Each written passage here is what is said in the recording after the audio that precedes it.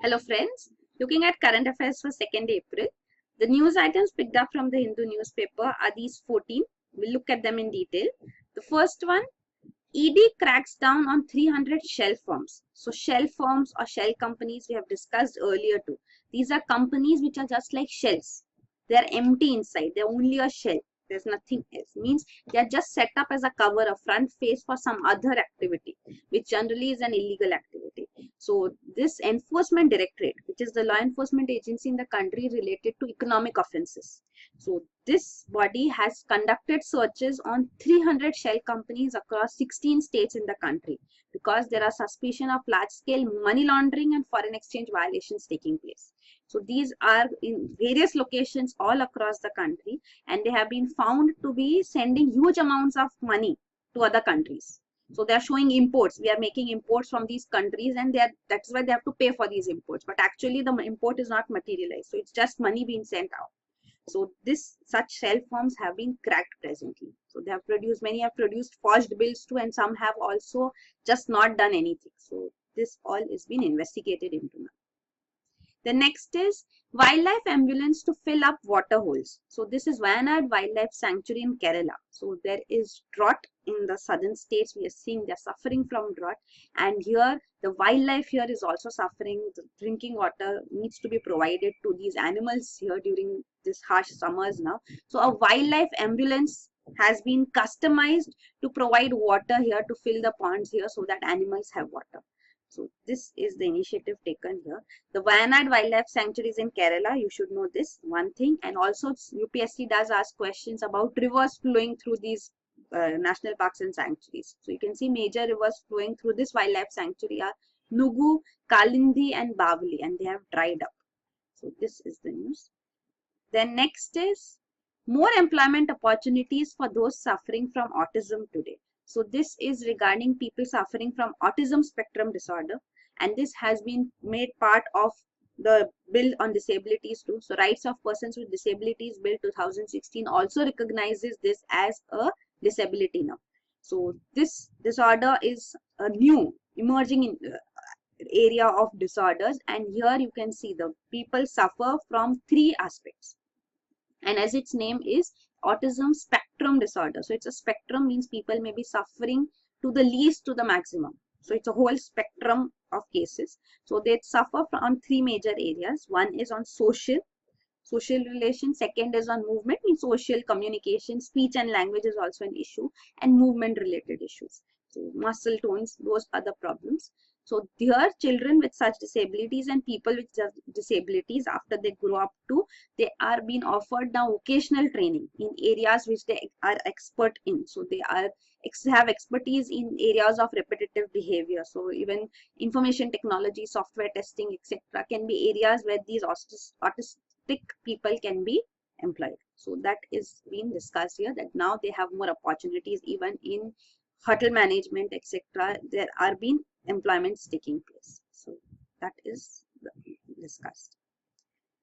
Then the next news item is civil military parity road to end. So this is regarding a conflict which has emerged because of the defense ministry talking about the rank equalization. So civilian officials and military officials rank equalization has been undertaken, and this order of the defense ministry, which was issued in October 2016, said that a principal director is equivalent to major general, a director equivalent to brigadier, and a joint director equivalent to a colonel.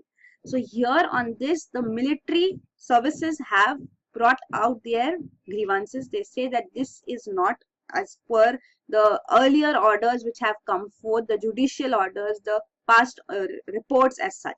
So they are saying by them the lieutenant colonel or one equivalent rank in army is equal to a director. So here it has been skipped that. So that's what they're saying. So this is being spoken of as not being acceptable. So now the government has set up a 3-member committee. So this is looking into the order which was issued by the defense ministry in October. So this 3-member committee will give its viewpoints. So we'll see whether this dispute gets resolved or not. So that is there. Then next is Gandhi's Satyagraha centenary in Champaran.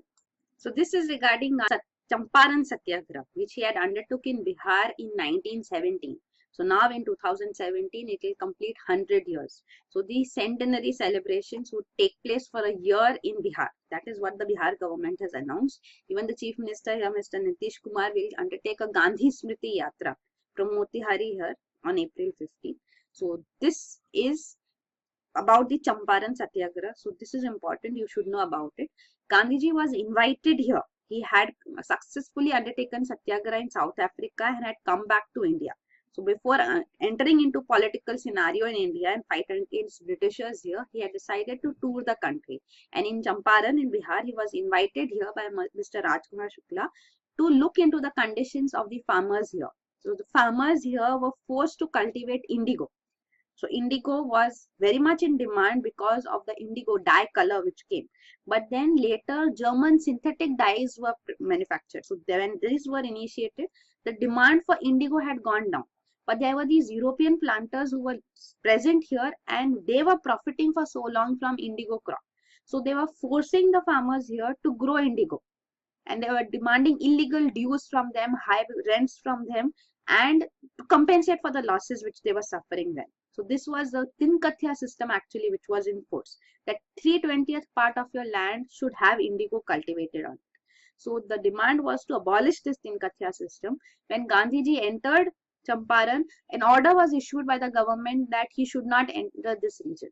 But he defied that order and entered into Champaran and heard the grievances of the people and demanded action to be taken. So this defying a civil order of not entering into a particular region, that is why this Champaran Satyagraha is also called first civil disobedience of Mahatma Gandhi in India. So that is there. So after that, an inquiry committee was set up, and even Mahatma Gandhi was part of this inquiry committee, and it looked into the matter and said yes, Tinkathya system should be abolished. And actually later Tinkathya system was abolished, and in a decade or so, few years, all these planters, European planters here also, indigo planters, left the region. So the Champaran Satyagraha was successful. So this is about that. And also here in this region there are many other, in Bihar, many other festivities, events which were celebrated in the last few months. So like in 2016 also we saw Prakash Parva being celebrated. So this marks the 350th birth anniversary of the 10th Sikh Guru, Guru Gobind Singh. So this Prakash Parva, again, because he was born here in Patna. So the Sikh devotees here, Prakash Parva was celebrated. Then Kal Chakra Puja was celebrated. So Kal Chakra means wheel of time. So this is a puja which is undertaken by Buddhists, the Vajrayana sect of Buddhists. So this Buddhism pilgrims also came for this puja at Bodh Gaya. Then International Buddhist Conclave was held in Rajgir in Nalanda. So these were important events which took place in Bihar this year too. Another point with respect to Gandhiji is that a Gandhi circuit has also been proposed in Bihar, the regions where he had visited here. So this is also been asked, funding is asked to be provided for this as well now. Even Prime Minister Narendra Modi had announced a package here before the 2015 assembly elections in Bihar, but funds have not still come. So that is awaited. So that is also being spoken of. Already there is a Gandhi circuit in Gujarat. That is different. The next is IISC researchers eco-friendly way of recycling waste. So Indian Institute of Science researchers have found a unique way of recycling e-waste, electronic waste. So here what they have done is they have crushed the e-waste into nano-sized particles using a ball mill. So this crushing has taken place at very low temperatures, means very cold conditions, that is -50 to -150 degrees Celsius. So what happens is that the e-waste gets physically reduced into their constituent phases, and then these can be separated without using any chemicals. So that is the benefit here. It eliminates any gaseous emission also as such, so no toxic emissions take place. So this is a new approach which has been initiated for recycling e-waste. Then next is hepatitis linked to Parkinson's risk. So this is a study which has been undertaken which shows that hepatitis B and C, the virus which affects the liver, so this has association with increased risk of Parkinson's disease. So Parkinson's disease is a neurological disorder. So this is a study which has been undertaken. Hepatitis B spreads through contact with blood and body fluids of an infected person, means like having unprotected sex or getting a tattoo been pierced with unsterilized tools or sharing razors, needles, etc. So this is there. And another one is hepatitis C, which spreads through blood to blood contact. So this also through sharing needles, razors, even toothbrushes, you can see. Sharing toothbrushes can also result in spread of these infections. So this is hepatitis B and C. And what is Parkinson's disease? This is a disease in which you can see the dopamine, the chemical which is present here in neuron transmissions. So in normal movement transmissions, this dopamine is present here, but in Parkinson's affected neurons, this communication which takes place amongst neurons, this is affected, because of which movement is affected. So this is a neurodegenerative disorder. So this generally develops after generally 60 years of age. So it's generally seen as shaking of the person. So it was also first named, so it's named so after British doctor James Parkinson, who had described in 1817 as a shaking palsy. So shaking, shivering, is the one feature of this Parkinson's disease. So movement related disorder is this. Then next is algae bloom. So a giant algae bloom the size of Mexico as such has been spreading in Gulf of Oman. So this is Gulf of Oman, you can see here. So this is the West Asian countries here, Saudi Arabia, UAE. This is Oman. So this is the Gulf of Oman. India lies just across here. This is the Arabian Sea. So here in Gulf of Oman, we are seeing algae bloom spreading. What is algae bloom? Algae growth. How do algae grow? Because of majorly even human activities. So the bloom is generally to be triggered by human activities because of the sewage which comes into the water bodies as runoff. So from farms and from industries, when these runoff come up, they are filled with chemicals. So these like fertilizers used in farms. So these runoff have chemicals like phosphorus, nitrogen, potassium, etc. So this results in algae growing. And when algae grow, the other organisms there, they take up all the oxygen and the other organisms suffer. So they die. And of course, it is not good for humans' consumption also. So that is this. It also is seen as a blue, like a luminescence. A bioluminescence is seen at night, so that it glows as such. So this is because of increasing release of ammonia, which makes the marine life toxic for marine life as well. So this algae bloom is being seen in Gulf of Oman presently. You can see the algae. This is called cyanobacteria, blue-green algae. So they are naturally occurring bacteria, but they can be toxic to both people and animals when ingested.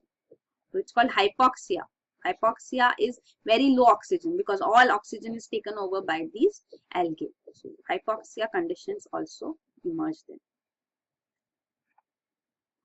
The next is help for hangul. So hangul is a deer species which is found in Kashmir. So this is the Dachigam National Park, where the hangul population is now quite low. It is just 186 hangul deer which are present here.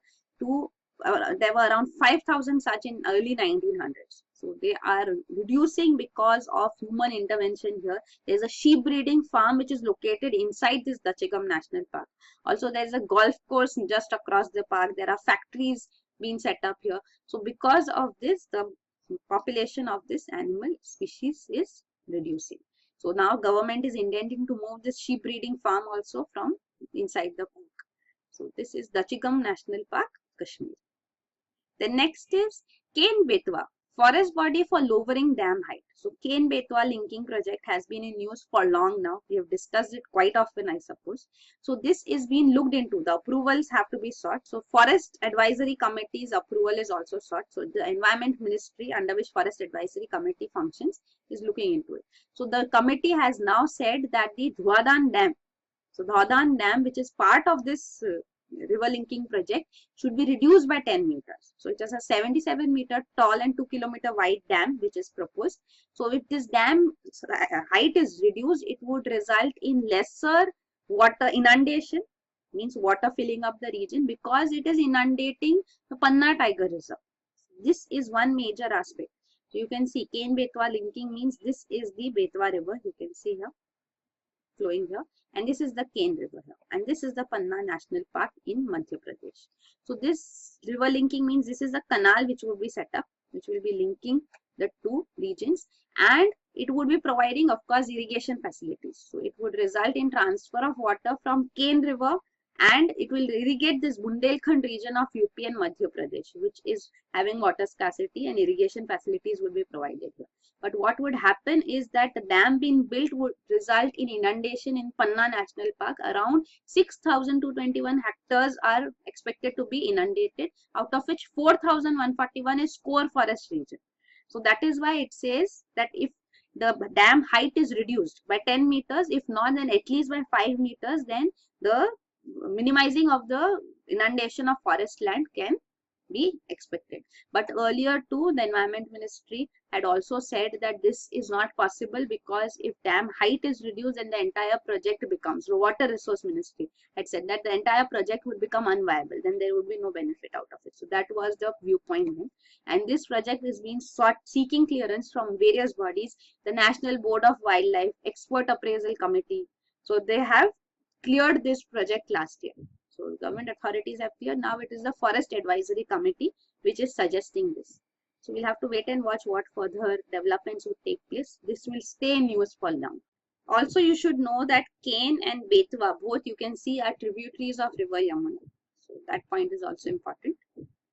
The next news item is India needs $646 billion in infra in 5 years. So Finance Minister is making this proposal actually to the New Development Bank. So we already discussed this in news that New Development Bank we have signed the first loan agreement with NDB, which is formerly the BRICS Bank. So this is for developing district roads in Madhya Pradesh. So this has already been signed, and now requests have been made for further proposals too, because we need infrastructure investment. So it says they're seeking of $2 billion investments for projects in infrastructure have been put forth before the New Development Bank of the BRICS nations by the Finance Minister, Mr. Arun Jaitley. So it says over the next 5 years too, we require $646 billion investment. So 70% of this is in power sector, roads and urban infrastructure.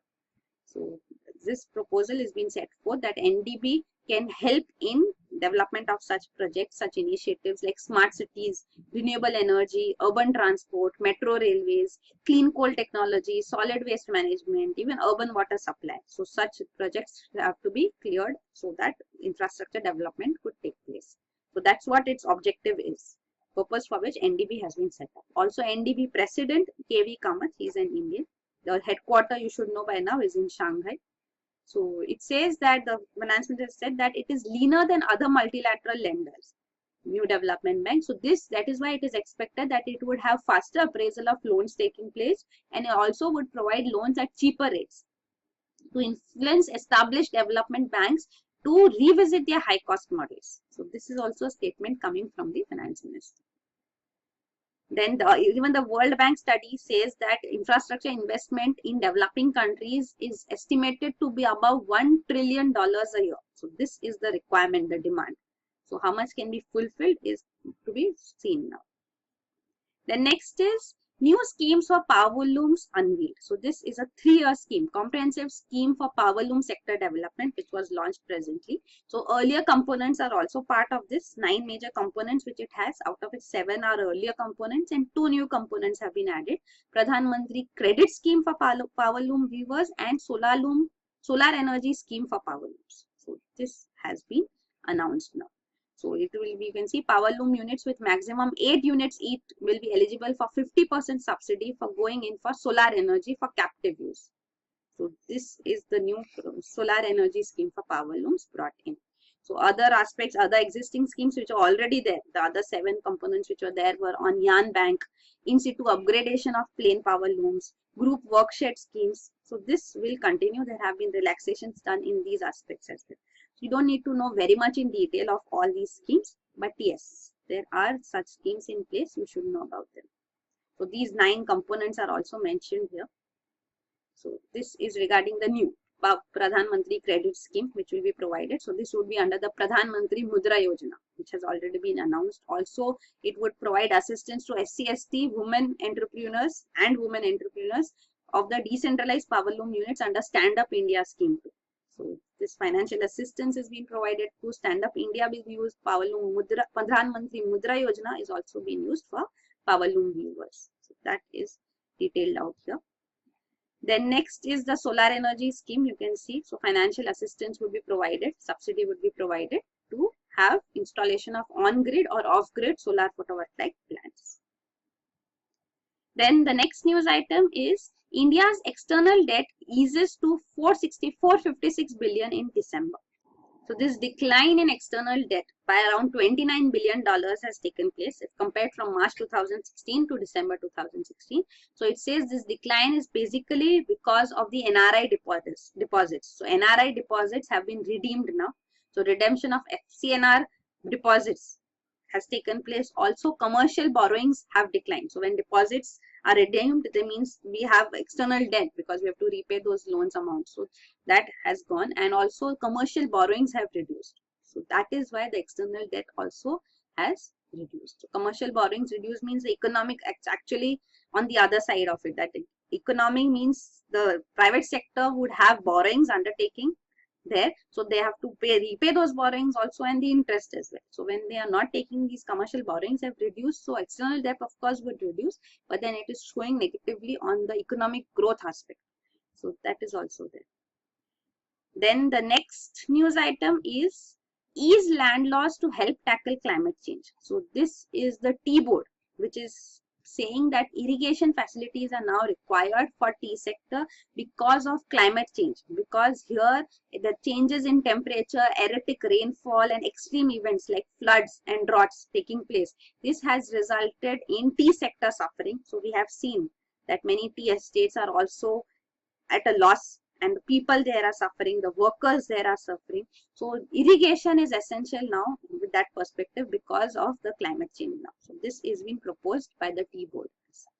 So we'll see how central government intervention takes place. So they're also saying that the state land laws have to be eased because there are restrictions on construction of check dams and ponds in plantation areas. So if that aspect is looked into, government intervention is sought in that, then irrigation facilities can be brought in here as well. So that is it. Thank you.